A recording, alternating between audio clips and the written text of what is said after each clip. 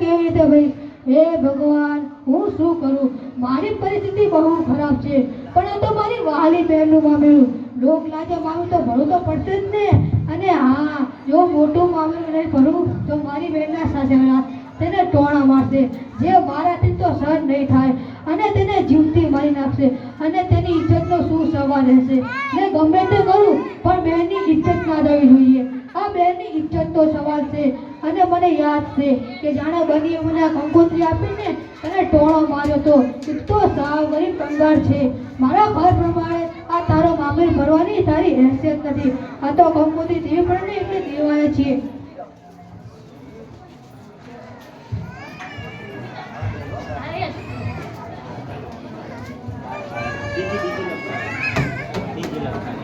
આજે તો મારી બહેન, આજે તો મામેરો ભરવાનો દિવસ છે. મારી બહેન મારો રાહ જોતી હશે.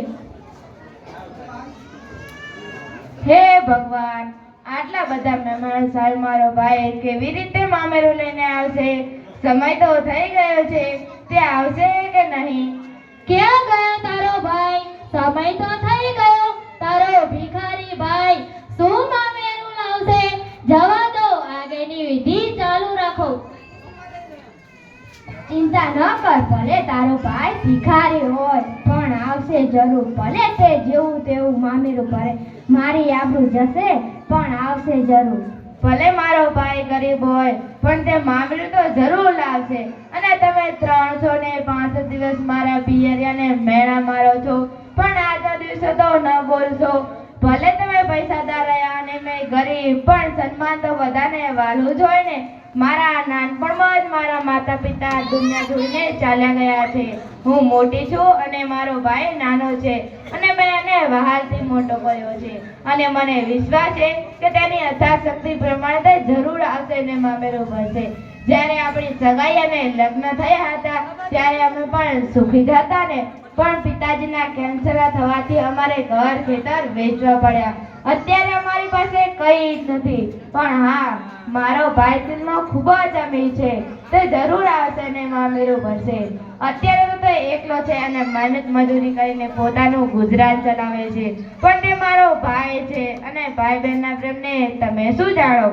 તમારી બહેન હોય ત્યારે તમને ખબર પડે ને. આવી ખરાબ પરિસ્થિતિ છતાં પણ મારો ભાઈ તમારી પાસે ફૂટી કોળી પણ લીધી નથી, કારણ કે તે મની છે. તે જરૂર આવશે ને મામેરું ભરશે.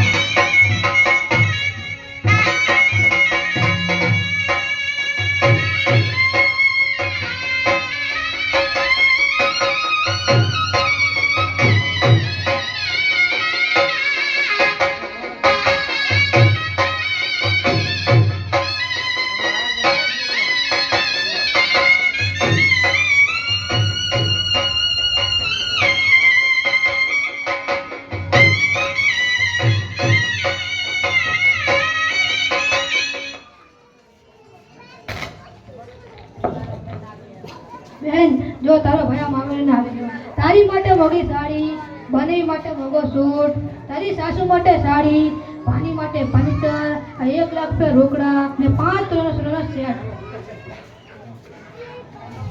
મારા ભાઈ, તું આવી ગયો? તું આ બધું ક્યાંથી લાવે છે? મને તો હવે ખૂબ જ ચિંતા થાય છે.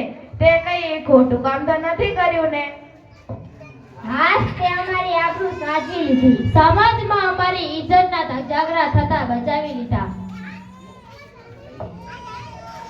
મેં તમારી કે બનેવીની ઇજ્જત આટલું સાચવી નથી. આ તો મેં મારી ફરજ પૂરી કરી છે. અને હા, ઇજ્જત અને આબરૂ તો મેં મારી બહેનની સાચવી છે, કારણ કે તેને મને નાનપણથી મોટો કર્યો, માતા પિતાનો પ્રેમ આપ્યો. આજે તો મેં ખાલી તેનું ઋણ અદા કર્યું છે. સાસુ કહે, ભઈલા, તે આટલું મોટું મામેરું કેવી રીતે ભર્યું? બહેન, તું જરાય ચિંતા ના કરીશ. તારા ભવિષ્યમાં કઈનું કોઈ ખોટું સાંભળવું નહીં પડે. પૈસા માંગ્યા હતા અને તેમને કીધું કે હું તેમને કટકે કામ કરી પૈસા ચૂકવી દઈશ. બહેન, મારે તો ખાલી હસતો ચહેરો જોઈએ છે. ચાલ, હવે હું જાઉં છું.